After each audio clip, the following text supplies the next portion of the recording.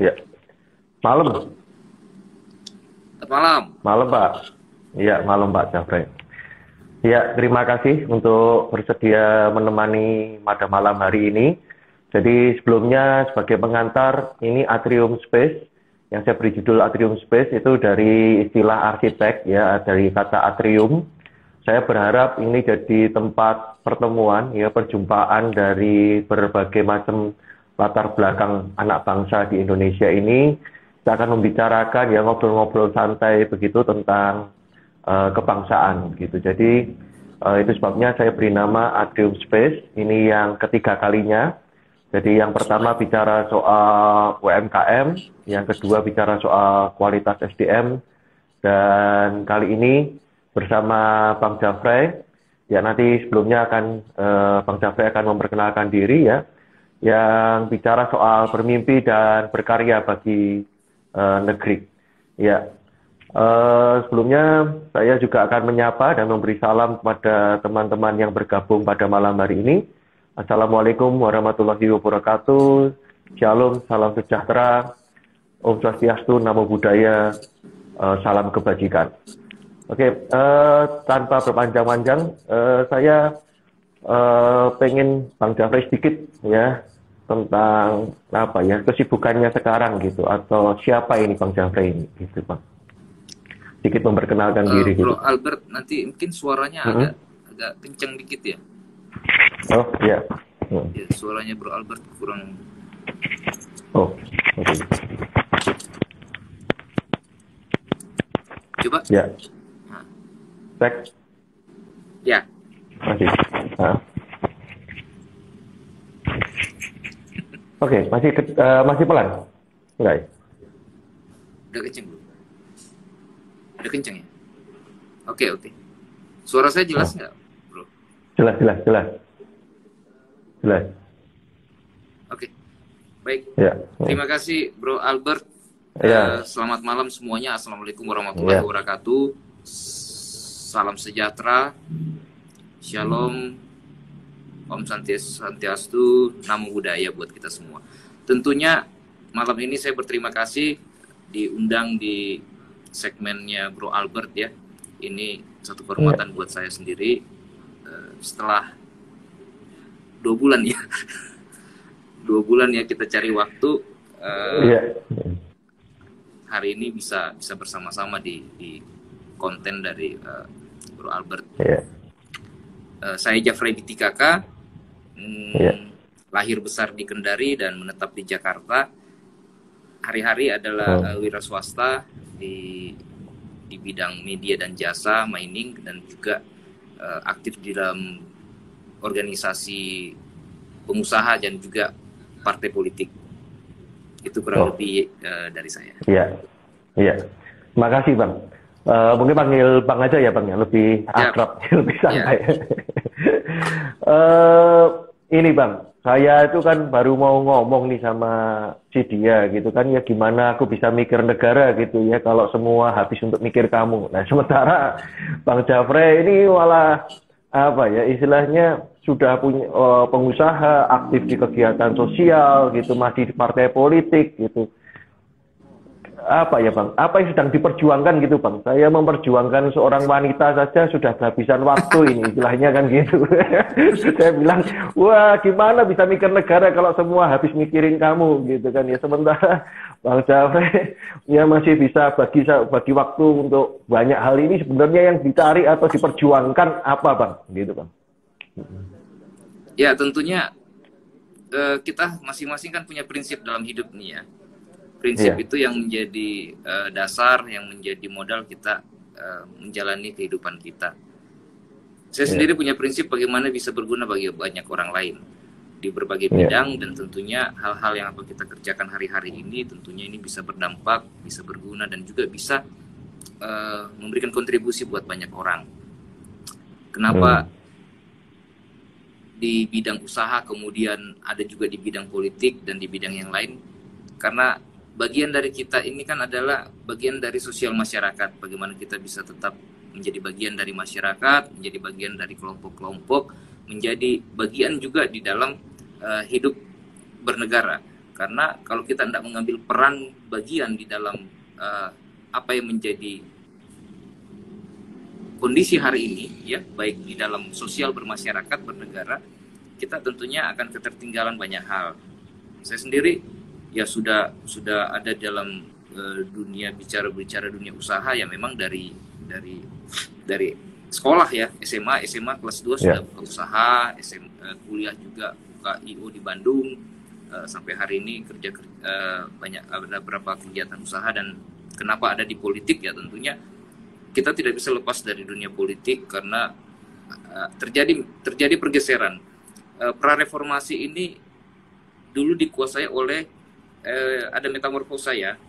Prareformasi dikuasai oleh politik nih, oleh militer, teknokrat, kemudian birokrasi, aktivis, terus LSM. Nah, hari-hari ini kan mulai bergeser nih, banyak pengusaha masuk di dunia politik karena memang kapital dalam dunia politik ini sangat besar.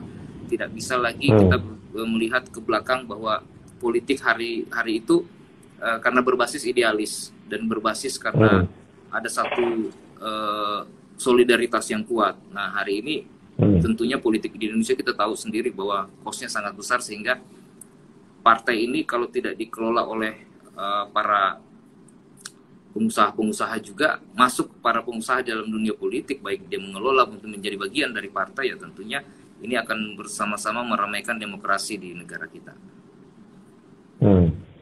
Gitu, ya, sebelum lebih lanjut, ya, makasih. Sebelum lebih lanjut nih Bang, saya tahun 2012 ya, sempat diajak dalam pertemuan pensiunan DPR begitu, pertemuan terbatas, lalu narasumbernya menyampaikan banyak hal yang berita A1 begitu ya. Jadi yang tidak muncul di permukaan media pers. Lalu ada satu rekan yang di akhir acara itu tiba-tiba intervensi, mengacungkan tangan gitu ya, bertanya gitu. Satu pertanyaan yang hari itu membuat saya terpukul, sedih, bergejolak di hati saya, dan istilahnya ya, terbeban untuk bangsa ini gitu. Karena pertanyaannya ini satu, sederhana sekali. Narasumbernya cuma ditanya begini, masih ada harapan nggak sih? Karena dari tadi itu yang dibicarakan, maksudnya waktu itu ya, narasumbernya itu dari tadi yang dibicarakan itu persoalan bangsa yang begitu besar, persoalan juga mentalnya, mental daripada pejabat dan mental pelaku-pelaku di para bidang pemerintahan. Lalu istilahnya ditanya itu ada harapan nggak? Dan jawabannya dengan tegas, cepat, ya, berkata tidak ada harapan. Wah, itu saya sejak hari itu saya mikir, ngapain gitu ya? Saya lahir di Indonesia gitu ya, ngapain saya ada di Indonesia gitu. Kalau ternyata untuk membuat satu orang yang bicara di depan itu tidak bisa mengatakan ada harapan aja. Sekarang dari sudut pandangnya Bang Jafrey ini kan masih semangat, ini berarti masih ada harapan nggak sih? Kalau hari-hari ini ya kita lihat ya, dari maaf kata entah benar tidaknya ya, tapi ya secara fakta yang kita ketahui, misalkan ya bansos dikorupsi begitu ya. Jadi masih ada harapan nggak sih lebih baik ini Indonesia begitu? Kalau enggak kan buat apa ini kita berjuang gitu kan? Ya, tentunya Indonesia ini masih ada sangat besar harapan ya. Sangat besar harapan. Ini yang harus kita tanamkan di setiap diri kita masing-masing, bahwa memiliki dan mencintai negara ini sangat perlu, sehingga kita punya waktu untuk menginvestasikan waktu untuk berjuang dan berkarya bagi negeri. Sehingga kalau ini kan kita harus melawan sikap-sikap apatis juga ya. Hari-hari ini kan sudah banyak sikap apatis. Melihat pemerintah sedikit begini, dikomen. Pemerintah salah, dikomen. Pemerintah benar, dikomen. Jadi diprotes. Jadi kita nggak tahu yang bagaimana sebenarnya. Sementara kita walaupun tidak bersama di dalam proses perjuangan untuk ada dua pihak ya untuk meluluskan siapa calon presiden waktu itu, nah, tapi kan kita harus mengakui bahwa kita sebagai warga negara, siapapun kita ada di dalam negara kesatuan Republik Indonesia, pemimpin kita hari ini itu kita harus hormati, ya, kita harus pegang, sehingga kita punya kecintaan akan negeri ini. Jangan sampai orang lebih mencintai negara kita daripada kita sendiri, warga negara Indonesia tidak mencintai negara sendiri. Bicara tentang masih ada harapan, tentunya masih sangat besar harapan. Anak muda hari-hari ini tentunya masih bisa berkontribusi banyak di dalam kegiatan untuk membangun negeri ini di dalam berbagai bidang, mulai dari mungkin di dalam skup dari di kuliah, ya, di internal kampus kan banyak organisasi internal dan ekskul yang bisa sama masuk dan kemudian berkader di situ. Ini tentunya sudah mulai mengukuh bahwa ada mencintai negeri dari kampus. Oke, Pak. Ya, jadi apa istilahnya? Daripada kita mencaci kegelapan, ya lebih baik kita menyalakan terang lilin gitu ya. Jadi apa namanya, kita punya harapan dan Atrium Space juga bagian untuk memberikan solusi. Ya, kalau tidak jadi bagian pilihannya yang kaum nyinyir itu ya apa aja salah gitu ya. Jadi soal vaksin ini yang belum selesai apa aja dinyinyirin gitu ya. Oke, kita akan tinggalkan itu. Pertanyaannya gini Bang, apa namanya kan partai atau istilahnya politik ini kan punya banyak kendaraan begitu kan ya. Nah, kalau ini berandai-andai karena temanya malam hari ini kan bermimpi dan berkarya. Andai kata nih Bang, ya sudah waktunya gitu ya diridhoi Allah gitu dan istilahnya rakyat mempercayakan gitu ya, kesempatan amanah diberikan. Kira-kira kalau apa namanya istilahnya diberi amanah mungkin satu hal dulu karena kompleks kan ya masalahnya bangsa ini. Kira-kira yang mau diberesin bidang apa nih Bang? Gitu, Bang. Ya tentunya negara kita ini masih berkutat di sekitar integritas ya, baik dalam korupsi, ya hukum tentunya. Ini menjadi PR besar sebagai anak muda. Jadi perlu memang dari awal kita menanamkan di generasi kita dengan generasi di bawah kita, orang-orang yang kita cover yang kita bina sama-sama. Tentunya ini mulai kita menanamkan sama-sama tentang jiwa nasionalisme itu tentunya dengan integritas yang dimiliki. Hal yang perlu memang kita hadapi bersama hari ini adalah bagaimana terjadi kesenjangan sosial yang begitu tinggi sehingga poin-poin harapan masyarakat itu bagaimana keadilan sosial ini bisa terwujud. Nah, keadilan sosial ini bisa terwujud tentunya para pemangku-pemangku yang punya peran, yang mengambil bagian, yang memutuskan banyak hal di negara ini harus juga mempunyai integritas untuk itu. Karena lagi-lagi banyak masyarakat yang akan dikorbankan, banyak pihak-pihak yang dirugikan. Itu yang harus kita kritisi ke depan. Kalau berkenan, insya Allah dirahmati. Dari awal perjuangan saya dan teman-teman masih di garis yang sama itu. Oke Bang. Iya, nah kebetulan kan saya ada di di pendidikan gitu jalurnya ya, walaupun mungkin masih belum seberapa dengan kontribusi dan karya dari Bang Jafrey begitu. Nah, saya melihat begini Bang, di soal pendidikan ya, kayak pandemi seperti ini, saya masih kontak dengan beberapa anak-anak muda begitu kan. Lalu berkata begini, Pak, harusnya kan Bapak Ibu Guru maklum dong Pak, kita kan pandemi gitu.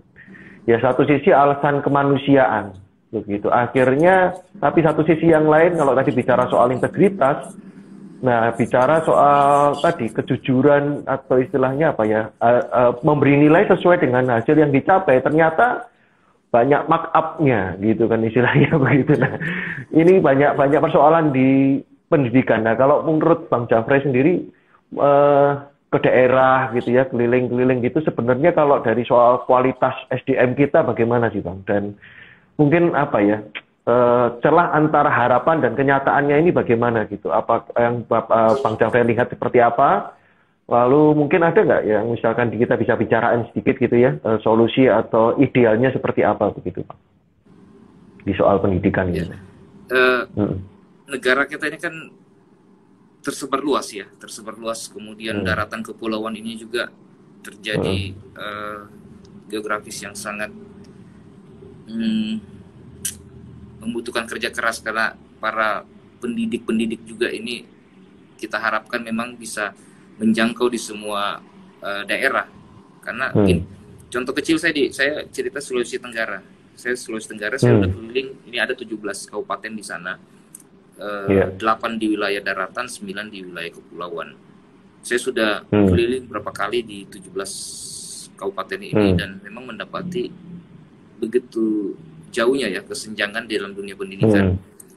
Sementara akses kita untuk bisa berkarir, kemudian bisa berkontribusi banyak hal tentunya adalah pendidikan. Supaya kualitas SDM kita ini bisa terus di-upgrade. Kurikulum tentunya menjadi PR besar negara ini ya.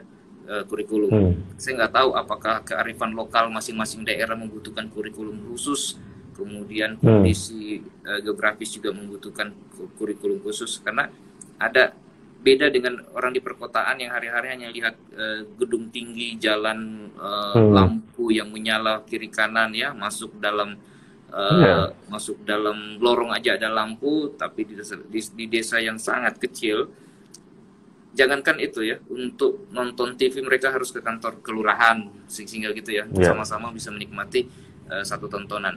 Nah ini yang terjadi, peralihan bagaimana mendapatkan sumber pengetahuan itu.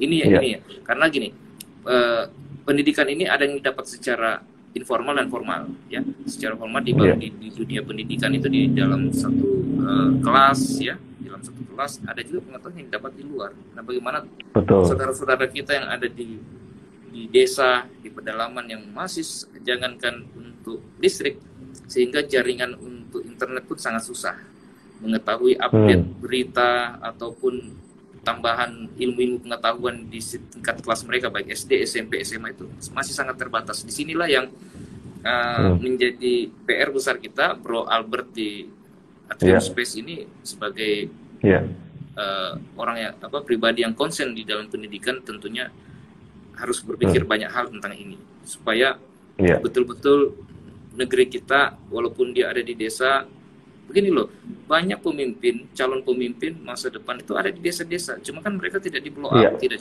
didapatkan, tidak ditemukan secara langsung karena mereka tidak mengikuti olimpiade matematika, tidak mengikuti lomba-lomba prakarya apa lain sebagainya yang ada di sekolah-sekolah yang internasional yang sehingga itu mereka lah yang muncul. Nah di daerah banyak anak-anak sekolah yang secara wawasannya IQ-nya itu tinggi, kemudian kalau tinggal diberikan ruang pendidikan yang sama dengan kota-kota lain, tentunya mereka bisa berkompetisi itu. Tepat sekali ya, setuju gitu. Jadi bukan hanya diskriminasi soal SARA sebetulnya ya, kita seringkali kebijakan atau mungkin kita ya tanpa sadar punya labeling, punya stigma, punya punya sikap-sikap yang diskriminatif terhadap teman-teman atau saudara-saudara kita di daerah begitu ya. Padahal ya tadi persis seperti yang disampaikan kalau menyinggung olimpiade begitu, bagaimana anak-anak Papua gitu ya. Kita pikir Papua terbelakang, kita ya banyak stigma yang masih belum berubah gitu ya, gambar-gambar peta ya, geografi di SD, buku-bukunya itu kalau gambar di luar pulau itu masih terbelakang atau bagaimana. Padahal kita dampak daripada pembangunan yang mungkin katakanlah bahasa saya, maaf kata gitu kan, mungkin Jawa, orientasi Jawa gitu ya, Jawa Center dulu gitu. Jadi seringkali ini yang seperti yang saya tulis di di flyer ya, bicara soal keadilan sosial, bukan hanya soal bantuan sosial gitu ya. Ya saya setuju gitu, dan sangat mengapresiasi gitu ya dengan apa yang dikerjakan Mendikbud, misalkan dengan kuota gitu. Tetapi kan mestinya juga tidak cukup ya berhenti pada kuota, karena pada itu bantuan sosial gitu ya. Karena tadi kenyataannya untuk kuota itu kalau untuk ke providernya, tetapi sementara kalau providernya aja susah dicari sinyalnya, itu kan kuotanya jadi mubazir begitu kan. Jadi yang disinggung soal bantuan sosial dan keadilan sosial begitu. Ya, kalau misalkan gini, kalau dalam asumsi saya nih Bang, mungkin bisa dikoreksi ya kalau saya salah gitu.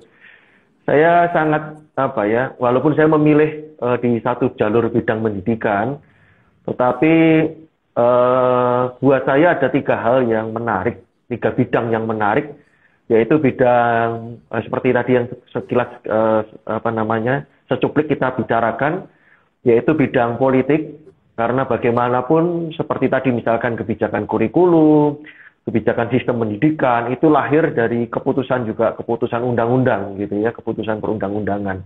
Jadi mau tidak mau juga kita dipengaruhi oleh bidang politik.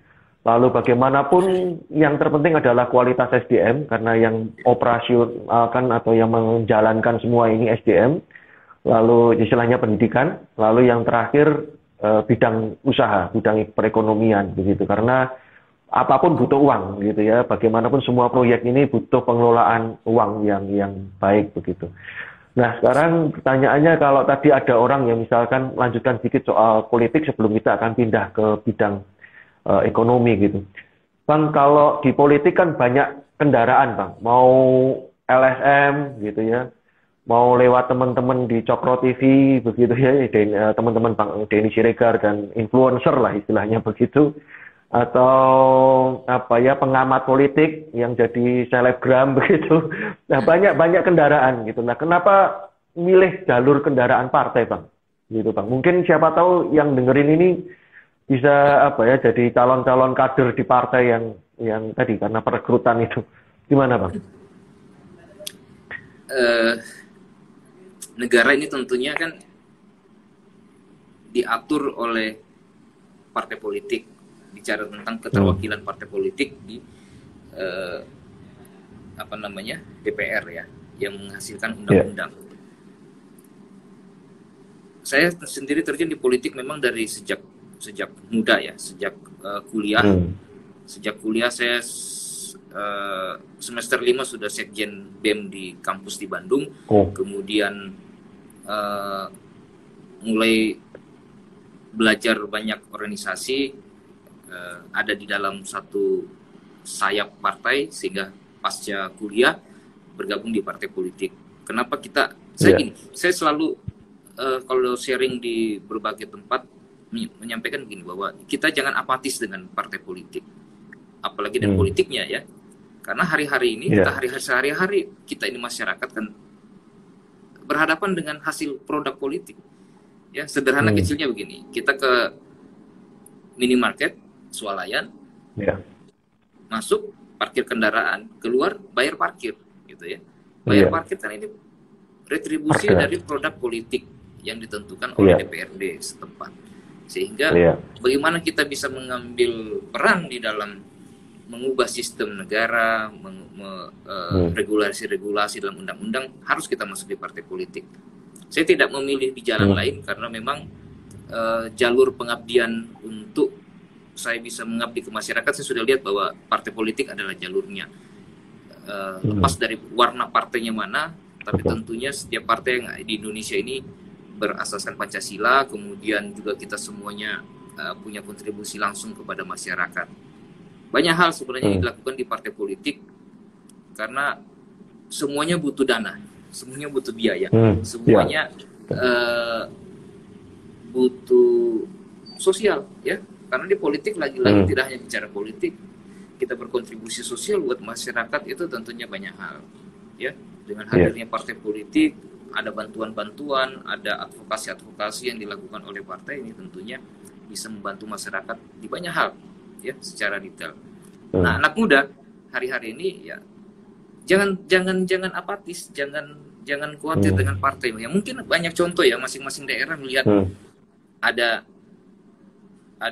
tokoh politiknya mungkin yang bagaimana ya, tentunya tidak semua bisa disamakan bahwa oknum itu sudah begini. Banyak kok hasil-hasil produk dan pemimpin-pemimpin kita di negara kita ini yang memang serius dan punya komitmen untuk serius dan membangun negeri kita. Begitu bro. Makasih Bang.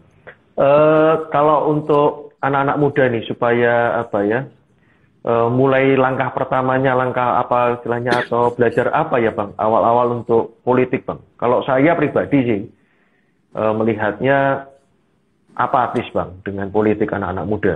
Nah, cuman kan temuan saya terbatas nih dengan ruang lingkupnya saya gitu. Kalau nggak tahu dari kacamata Bang Jafrey bagaimana temuannya dan gimana nih supaya ada anak muda setidaknya pedulilah dengan bangsa ini. Ya, saya memisahkan politik praktis dan politik kebangsaan begitu. Setidaknya tahulah ya produk-produk hukum, tahu tentang kebangsaan kita ya. Jangan sampai sedih saya waktu Pancasila aja nggak hafal begitu ya, apalagi wawasan kebangsaan yang lain gitu pilar atau mungkin konsensus dasar yang sekarang disebut konsensus dasar.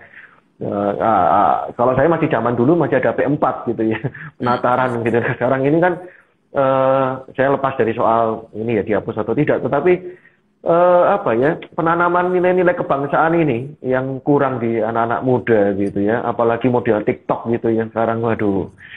Ya, maksudnya melesetkan ini gitu ya. Jadi nggak ada rasanya gimana gitu ya, maksudnya untuk mencintai bangsa ini tahu gitu punya paling nggak punya dasar yang baik gitu ya. Nah gimana Bang temuannya dan kira-kira supaya anak-anak muda ini mencintai bangsa ini gitu Bang? Ya memang ini PR besar kita semua ya, PR besar bagi kita yang sudah ada di dalam partai politik, sehingga hampir semua partai tentunya punya sayap dalam partai itu untuk anak-anak muda, pemuda-pemuda di partai. Ya kalau kita lihat ke belakang sih 10 tahun terakhir anak-anak muda udah cukup banyak yang masuk di partai politik karena sudah ada wadah yang disiapkan oleh partai itu sendiri, kemudian yang keterwakilan anak muda juga baik di DPRD kabupaten, provinsi sampai di DPR RI itu sudah banyak kaum milenial. Nah memang harus terus apa namanya ya disosialisasikan bagaimana anak muda yang lain tidak hanya nongkrong. Tadi saya ulang bahwa sekarang partai-partai kan sudah dibuka ruang ya. Hampir semua partai ini punya sayap partai yang namanya pemuda-pemuda partai. Apapun namanya. Kemudian disinilah kontribusi anak muda mulai disalurkan. Energi mereka supaya jangan banyak anak muda hanya nongkrong di kafe, hanya nongkrong nggak ada diskusi yang positif.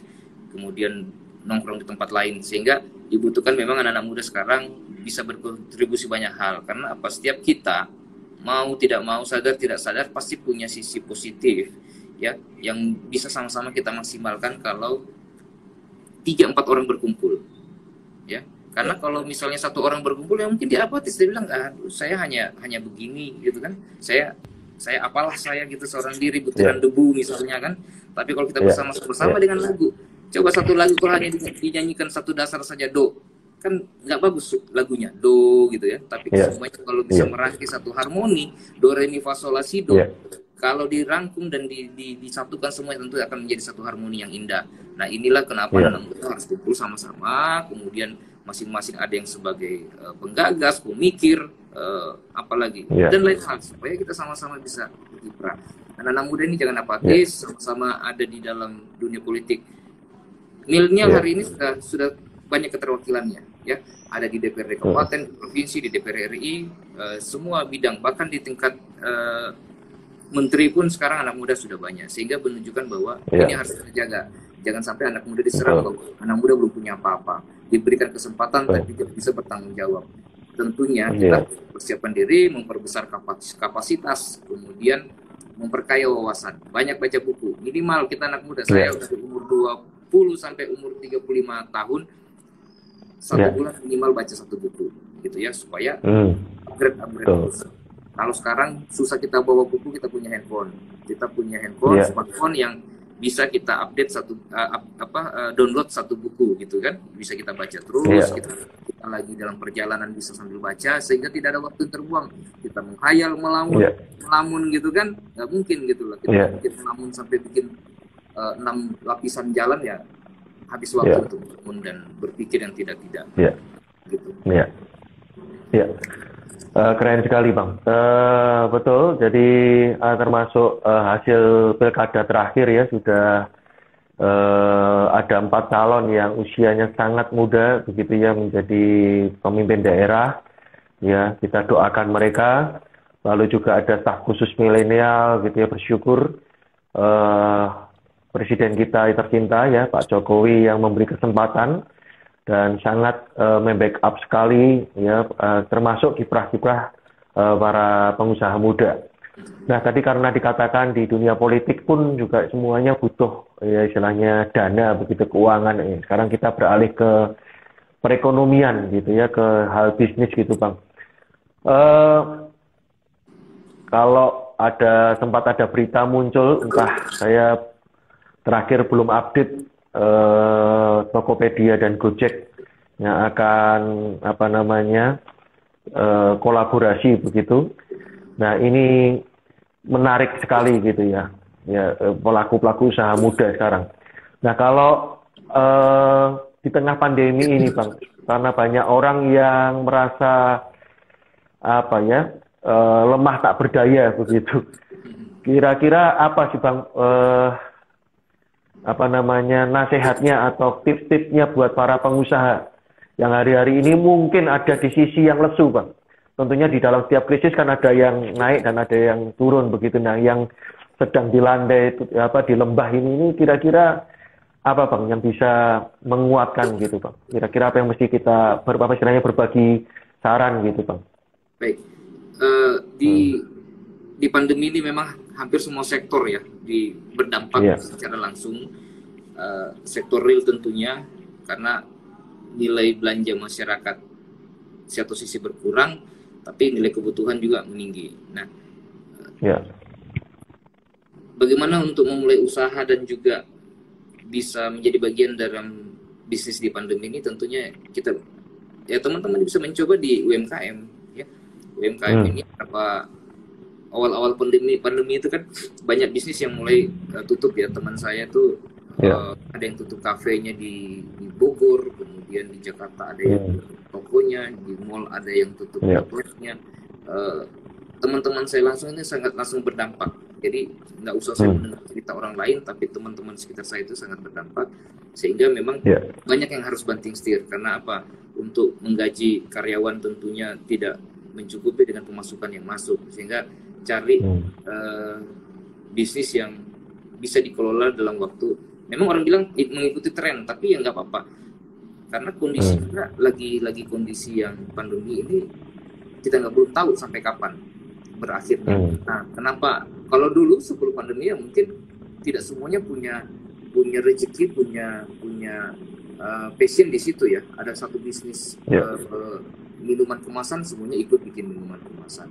Tapi di masa pandemi ini memang apa saja lakukanlah semampunya, yang mana bisa dimaksimalkan, yang mana bisa diperbuat dan sesuai kebutuhan di daerah masing-masing. Awal-awalnya banyak teman-teman bertanya apa yang harus saya lakukan, ya saya bilang misalnya di daerah kecil, di situ sudah ada kurir belum? Kalau belum ada kurir, bikinlah kurir, ya kan, kurir online yang karena di daerah itu juga orang mau pakai aplikasi online nggak ada gitu kan. Tapi kalau dia bikin kurir, kemudian dia bisa lingkungan sekitarnya saja satu kecamatan bisa dia cover kan, sudah mendatangkan penghasilan. Kemudian ekonomi yang lain, adik-adik mahasiswa bisa mulai, sebenarnya banyak, mulai dari berbisnis online, jual beli pulsa gitu ya, kemudian banyak hal, apalagi di online ini sangat terbuka lebar. Sosmed saya saja sudah umur 40 tahun, sosmed saya masih bisa laku gitu kan. Pesan story apa segala macam pun tidak dikomersilkan gitu. Nah, ini yang harus teman-teman bisa melihat, daripada menghabiskan kuota internet yang dimiliki dengan tidak maksimal, tidak produktif, gunakanlah kuota itu dia produktif gitu kan. Entah menulis, kemudian mengirimkan tulisan ke media kan, itu ada income-nya. Kemudian banyak hal sederhana itu yang bisa dilakukan baik dengan gadget yang kita miliki maupun dengan ruang lingkup yang kita miliki. Gitu. Makasih. Saya setuju, sepakat juga ya. Istilahnya peluang kerja itu hanya ada dua, ya di situ dan di sini gitu ya. Kalau nggak ada di situ ya di sini. Maksudnya apa yang ada di sekitar kita gitu, yang apa yang ada di tangan kita, apa yang bisa kita kerjakan tadi kan istilahnya tadi ya. Gampangannya kan begitu. Jadi intinya ada dua saja gitu, di situ atau di sini gitu. Kalau nggak kita ya cuman itu aja gitu. Jadi menarik sekali. Jadi teman-teman anak-anak muda untuk terus ya tetap semangat berkarya begitu. Nah, sebenarnya kalau UMKM ini gimana sih Bang perkembangan dan akses, atau mungkin ada ketakutan-ketakutan, mungkin juga ada apa istilahnya nggak tahu informasi gitu, aksesnya kemana, atau ini sebenarnya apa pemerintah bagaimana dengan UMKM begitu istilahnya, kalau di apa ya sangat awam sekali begitu tuh belajarnya dari mana atau memulai dari mana begitu Bang, kira-kira ada apa ya langkah-langkah atau gambaran begitu Bang, kira-kira mulainya gimana sih Bang gitu. UMKM ini kan sangat banyak ininya apanya segmennya ya, sangat banyak segmennya, ada sekitar 14 segmen. Kemudian bicara tentang bagaimana memulai, tutorialnya itu sangat banyak di internet, baik kita buka YouTube, buka berita-berita yang membuat artikel-artikel itu bagaimana memulai satu usaha. Sehingga karena kan alasan pertama biasanya modal gitu kan. Sementara kan kalau ada ide tanpa modal nggak bisa jalan. Ada yang punya modal tapi nggak punya ide. Nah ini harus dikawinkan. Sehingga kenapa teman-teman bergaullah seluas-luasnya, bertemanlah seluas-luasnya. Nah, yang punya ide ketemu yang punya modal, yang punya modal yang punya ide, gitu kan. Ini bisa sinergi sama-sama, bisa merger sama-sama untuk bangun satu bisnis. Kalau punya modal, punya ide, ya banyaklah baca internet juga kalau memang nggak mau berkolaborasi. Kemudian ada yang punya ide, belum punya modal, percaya kalau itu dilakukan, yakinlah usaha akan sampai pada tujuannya. Bagaimana? Banyak ketemu orang, menyampaikan niat kita untuk membangun usaha itu. Ketemu siapa saja, pasti dari 10 orang ada satu yang berminat, ya. Cuma selalu adalah kendalanya adalah gengsi, gitu kan?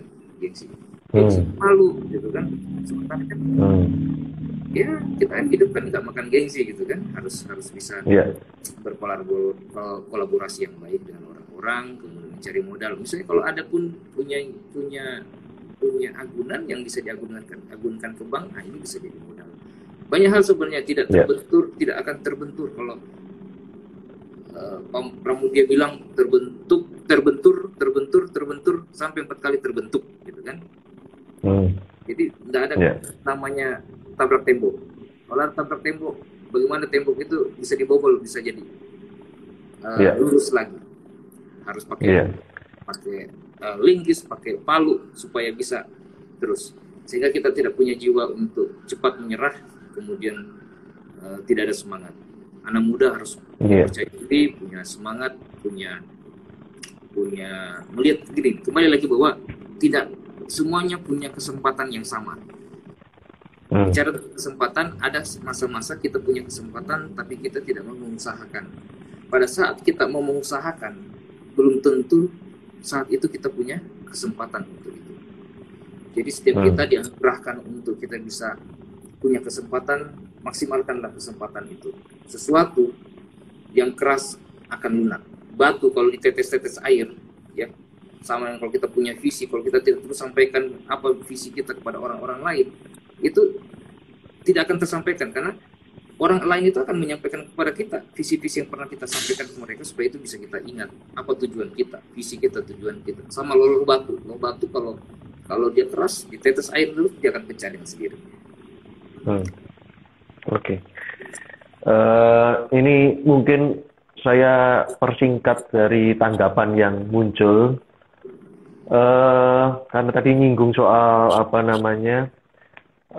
modal dan ide begitu ya. Sebenarnya bagaimana sih Bang menciptakan ruang temunya ini Bang, gitu, atau mencarinya di mana ini ruang perjumpaannya ini antara Kalau mungkin kalau saya sebut malah mungkin ada perlu pelatihan, perlu mentor atau coach atau pendampingan, lalu perlu akses dana, ya, pembiayaan atau finansial, atau keempat sebenarnya akses pasar gitu, yang seringkali juga dilupakan gitu. Kalau kalau biasanya kita memberikan pelatihan-pelatihan gitu ya, keterampilan-keterampilan gitu, lalu nggak ketemu juga nih. Jadi bukan hanya butuh perjumpaan dengan pemodal, tapi juga butuh yang menyerap produk kita gitu ya. Jadi kita diajarin untuk bisa meng-create sesuatu kreatif, tapi yang beli nggak dapet nih gitu. Jadi pasarnya nggak ada. Nah kira-kira atau mungkin ada lembaga misalkan Kadin kah atau apa yang misalkan jadi tempat perjumpaan ini Bang. Kira-kira ada, karena di tanggapannya tadi ada pertanyaan itu ya, jadi butuh pemodal dan butuh ketemunya pemodal dan ide tadi. Nah, saya kembangkan tadi perlu banyak hal yang kita bisa ketemu gitu. Ya, yang saya sampaikan di awal, bagaimana bisa mempertemukan pemilik ide dan pemilik modal, banyak-banyaklah bersosialisasi, bertemu orang. Saya waktu pertama kuliah punya target masuk Jakarta minimal satu hari ketemu 2-3 orang. Supaya apa? Banyak info yang saya terima, banyak kesempatan yang saya tahu, supaya saya juga bisa memperkaya dengan diri saya sendiri dengan cara memperbesar informasi. Karena memperkaya wawasan ini kan juga, kalau kita hanya diam diri di dalam satu rumah, dalam satu tempat, tidak akan kemana-mana. Intinya kita hanya capek untuk mengkritisi banyak hal, tapi kita tidak bertindak. Kemana kita harus bertemu dengan pemilik ide dan pemilik modal, masuk dalam satu organisasi, komunitas, paguyuban, apa saja. Komunitas itu kan banyak, komunitas hobi sepeda, hobi motor, hobi apa, pasti akan bertemu dengan orang-orang yang bisa mempunyai persamaan tujuan, visi dan persepsi. Kemudian dalam satu organisasi mahasiswa, organisasi pemuda, organisasi politik, pasti akan bertemu. Organisasi pengusaha, ada HIPMI, ada Kadin, pasti juga akan bertemu. Tinggal bagaimana kembali ke pribadi sendiri, mau apa tidak, gitu kan, mau apa tidak untuk bersosialisasi. Kemudian bicara tentang kesempatan, bicara juga tentang mental itu harus diperkuat supaya kita juga begitu dipertemukan berani dan bisa untuk mempresentasi, kemudian berani juga dan bisa juga untuk meyakinkan pemilik ide atau pemilik modal, supaya kita juga bisa berkolaborasi dengan baik. Karena lagi-lagi integritas dengan komitmen itu yang pertama untuk menjadi pijakan pertama kita dalam memulai usaha. UMKM tentunya adalah harapan negara kita. Negeri kita ini membutuhkan sangat banyak UMKM, masih sangat jauh dari harapan negara untuk jumlah UMKM. Kenapa? UMKM ini sektor dasar dari perekonomian di setiap daerah. Kalau tidak ada UMKM, tentunya sektor-sektor besar, industri-industri tidak akan hidup. Sederhananya mulailah dari hal-hal yang kecil di mana kita berada. Tidak usah gengsi dengan apa yang harus kita lakukan di awal-awal, karena semuanya ini kita berproses berjenjang supaya tujuan kita. Karena gini, saya mutar-mutar ini ya, karena apa teringat saya harus sampaikan. Untuk memulai, kenali dulu siapa diri kita. Kenali dulu siapa diri kita, kemudian kita punya apa. Kita punya apa, bicara tentang kapasitas kita. Apakah saya ini seorang berpikir, apakah saya ini seorang yang suka bergaul, apakah saya orang ini hanya seorang mengamati gitu kan, apakah saya ini punya yang lain gitu. Kemudian ketiga, tentukan tujuan kita supaya ada tujuan yang jelas kita mau capai. Apakah tujuan kita kemana, supaya jangan sampai tujuan kita ke bandara kita sudah sampai bandara, tujuannya ke mana-mana kan, ke timur, utara, barat, itu sudah bisa kemana-mana. Tapi harus jelas tujuan kita mau kemana, supaya tahu ada yang kita kerjakan ini tidak menghabiskan waktu juga, tidak menghabiskan energi juga, ada tujuan yang mau dicapai. Tujuan dicapai bicara bukan tentang kesuksesan harta ya, tapi tentang kesuksesan bagaimana kita sudah bisa berdampak bagi orang lain, berguna bagi orang lain. Kita sudah punya karya yang tertoreh ya dimanapun kita berada gitu. Ya, kalau sedikit menanggapi, jadi saya tidak akan mengambil porsi banyak karena fokusnya kan hari ini dari Bang Jafrey gitu. Tetapi sedikit ya, walaupun mungkin ini nggak seberapa nilainya begitu. Eh, Salah satunya saya memulai dengan acara-acara seperti ini. Saya ada tiga program. Ya, saya belum jadi YouTuber gitu ya. Saya belum bikin konten. Kalau dari duitnya YouTuber ya belum masuk, tentu belum bisa dimonetize. Tetapi kalau tadi menanggapi apa yang disampaikan Bang Jafrey soal relasi. Nah, bagaimana membangun relasi tadi ya. Tadi punya target masuk Jakarta sekian kenalan. Nah, itu yang saya dapatkan di awal, Bang. Jadi justru dari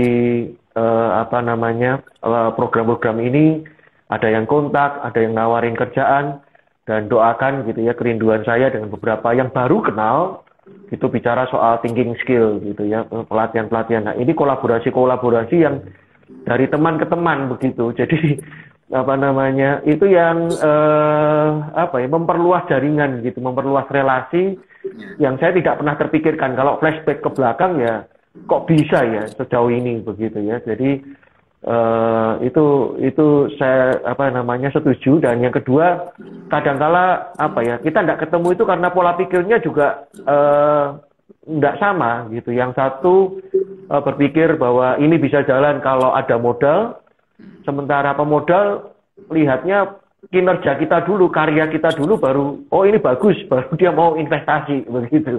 Jadi dua hal ini kan perlu sinkron gitu. Jadi saya sempat diajak juga Bang gitu untuk ngerintis bareng-bareng kolaborasi seperti istilahnya ibaratnya Cokro TV begitu ya, bukan mau nyanyi sih, maksudnya kolaborasi. Di situ kan masing-masing unik ya, masing-masing punya pemikiran gitu, nggak ada transkrip gitu, tetapi bisa ya lepas dari pendanaan ya, investasinya investornya ada, tetapi nah ini bagaimana ingin konten bersama misalnya, itu saya dapat dari relasi-relasi yang saya dapatkan melalui seperti ini gitu. Nah, waktu yang membatasi kita gitu, karena satu pertanyaan tadi yang sudah dijawab juga di awal tentang bagaimana milenial apatis dengan politik, Bang Jafrey sudah sharing tadi kalau nggak salah ya, sudah saya sih menangkap sudah membagikan gitu ya, bagaimana supaya anak-anak muda tidak apatis di perpolitikan. Nah, Bang, dua hal Bang, bicara soal begini Bang, sebagai penutup ya, bagaimana bisa tetap bertahan kuat Bang dari segala godaan, apalagi kan di partai politik gitu ya. Kalau enggak, istilahnya kalau di jalan tol itu kalau nggak nabrak ya ditabrak gitu ya. Kalau kita ada hati-hati, resikonya dikerjain temen gitu ya. Nah, jadi gimana sih Bang supaya tetap kuat? Dan yang kedua Bang, supaya di tengah kondisi seperti ini atau juga nanti ke depan tantangan yang lebih besar ya, menghadapi ke depan ini, gimana supaya tidak lelah mencintai Indonesia Bang? Itu dua hal yang mungkin sebagai penutup kita Bang. Ya, gitu. Baik, saya jawab yang pertama tentang yang dihadapi di politik ya. Iya. Beberapa orang bilang begini, kalau di dalam dunia politik, berkarir politik harus minimal punya 5 nyawa, ya. 5 nyawa dalam artian memang begitu. Saya sering sampaikan ini, begitu kita menerima amanah, ya. Iya. Saya ketua partai, tentu ada fitnah yang mengikutinya. Itu wajar di dalam dunia politik, karena dalam satu warna pasti ada yang suka, ada yang nggak suka, ya. Ada amanah kita terima, ada fitnah yang mengikutinya. Kemudian bagaimana kita bisa kuat, bisa eksis, tetap menjaga kinerja yang baik, tentunya milikilah hati yang tulus dan ikhlas, ya. Kalau kita memiliki hati yang tulus dan ikhlas, tentunya nggak ada beban orang mau bicara apa, orang mau fitnah apa, kita mau diserang dari sisi apa, tapi kalau kinerja kita baik, semua kita lakukan dengan tulus dan ikhlas, tentunya akan menjadi banyak pembicaraan yang lebih baik lagi, ya, yang menutupi setiap omongan-omongan yang kurang baik, ya. Percaya itu. Saya mempercaya hal itu karena sampai sekarang saya makini dan melihat langsung lebih banyak yang positif, gitu ya. Setiap orang bicara negatif akan tertutup sendirinya dengan hal-hal yang positif, karena kembali kepada hati kita. Kalau kita memulai dengan ikhlas, dengan tulus, dan tentunya kita berserahlah ya kepada Tuhan, karena kita ini hanya manusia biasa, bukan seorang Superman, bukan sesuatu yang besar yang bisa kita lakukan sendiri dengan kemampuan kita sendiri, kekuatan kita, kegagahan kita tidak bisa kita jalani dengan diri sendiri. Kita butuh anugerah, punya tuntunan, yang tentunya doa yang selalu mengikuti setiap perjalanan kita. Banyak hal memang dijalani, dihadapi dalam politik ya, mulai dari intrik, mulai dari fitnah, mulai dari banyak hal. Tapi kita menjalani dengan ikhlas terus kembali pada itu. Kemudian banyak teman-teman yang positif juga di lingkungan di sekitar saya ya, orang-orang yang bersama-sama saya sampai hari ini, orang-orang yang positif semua. Kita saling mentularkan hal-hal yang positif, saling membagi hal-hal yang positif. Sebagian juga nonton live ini, tentunya mereka-mereka lah yang sering memberikan saya masukan, memberikan juga sedikit banyak hal-hal yang harus dikoreksi, karena tidak mungkin kita ini sesuatu yang sempurna, yang lurus-lurus saja. Harus ada yang koreksi, harus ada yang memberitahu, minimal memberikan signal gitu kan, di sini bagaimana kita. Kemudian tidak capek untuk mencintai negeri. Jangan pernah untuk lelah ya, jangan pernah untuk lelah mencintai negeri ini. Kita lahir di tanah negeri ini, bagian dari dimana kita dilahirkan. Kenapa kita harus mencintai negeri ini? Jangan sampai apa yang sudah dibangun para pendahulu-pendahulu kita, siapapun kita punya silsilah di atas, pasti pernah memperjuangkan negeri ini ya, entah secara perang langsung, secara dialog, secara ekonomi, secara budaya, hukum, pasti pernah memperjuangkan. Nenek kita pasti pernah memperjuangkan. Jadi ambillah semangatnya bahwa kita yang meneruskan.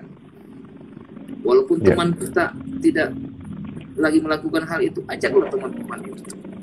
Minimal hari ini kita sudah punya bersikap bahwa saya harus mencintai terus negeri ini. Bagaimana mencintai negeri ini? Lakukanlah hal-hal yang baik. Bagaimana caranya? Berkontribusilah. Masuk dalam satu organisasi, masuk dalam satu komunitas yang bagaimana bisa mencintai banyak orang. Merubah hal-hal yang negatif menjadi positif, baik di tingkatan pergaulan maupun di tingkat bagaimana bisa mengambil peran dalam peningkatan SDM, masuk dalam politik. SDM perlu, kita punya sumber daya manusia, kalau nggak diperkuat, kemudian nggak diperbesar kapasitasnya, kembali kepada diri kita sendiri. Kalau kita tidak juga upgrade terus dengan wawasan yang baru, kita akan lemah di dalam banyak hal. Kita akan ketertinggalan di dalam isu-isu yang baru, pengetahuan-pengetahuan yang baru. Kenapa kita harus jadi pengusaha? Kita punya modal, kita butuh dana modal yang banyak, baik untuk sosial dan juga untuk politik. Kenapa kita harus ada di politik?